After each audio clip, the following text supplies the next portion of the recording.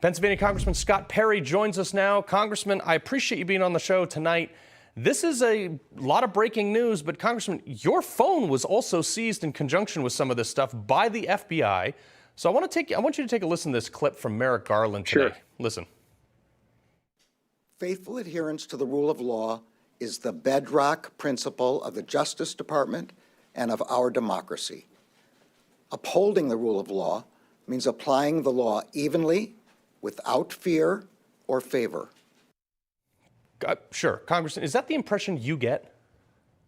That's not the impression anybody in America gets. They've watched this saga continue with Hunter Biden, and of course it goes right to President Biden. They've watched James Comey, Hillary Clinton. They've watched every single Democrat they know of, every single person on the left get a pass for every single thing under the sun. Meanwhile, they've watched every person on the right, including your hardworking citizen who's a voter, be persecuted by their government, by their Justice Department.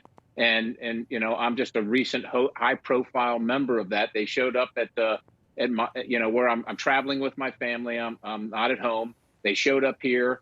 They could have contacted my lawyers. They know I have lawyers. I talked to the FBI agents. They said they knew I had lawyers, but they could have contacted them. Of course, we would have given them what they asked for, but they chose to make a spectacle of it. And, you know, it's unnecessary, it's unprofessional, and it's all for the spectacle. That's why they've done this. They seek to coerce and intimidate those who don't bend the knee. I'm one of those people, and so I've disagreed with them, and that's why they're coming after me and the voters that support me and anybody that you already talked about, anybody that's got that same frame of mind. You know, Congressman, your integrity is exactly why we have you on the show.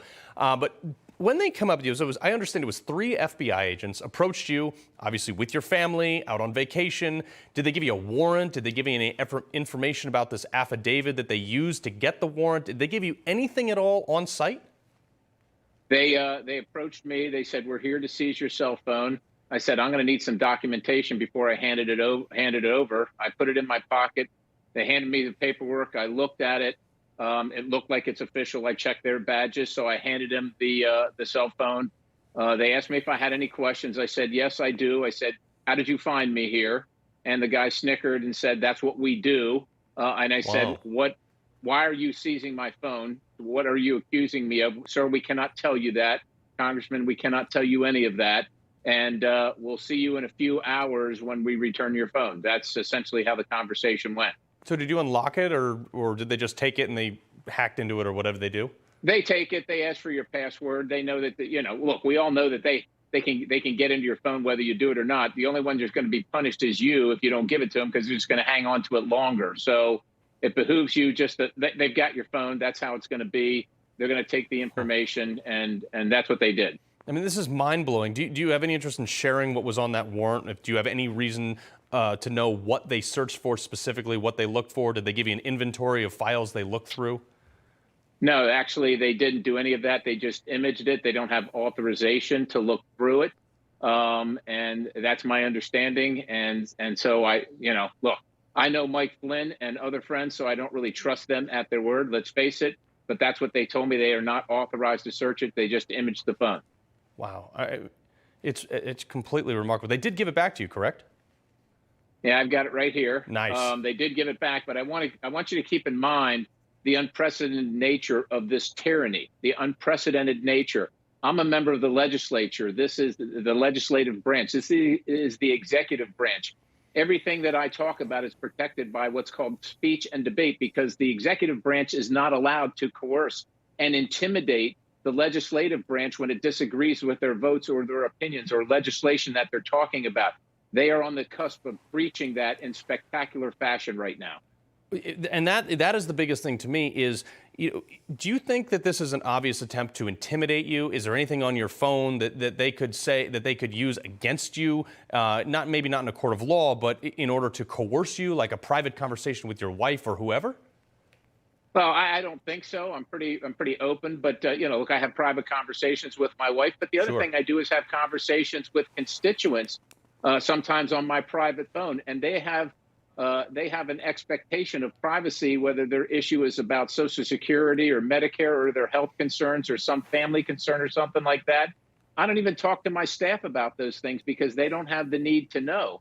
And so, again, this is my private phone that they seized, and I'm not embarrassed by anything that's on it, but I might have received an email from somebody or a text from somebody, and they could use that and say, this is what we found on Perry's phone. And of course, that's the kind of stuff that they've been known to do. Congressman, I got about 20 seconds left. Do you see an end in sight? Is there a light at the end of the tunnel for the pro-Donald Trump movement on this?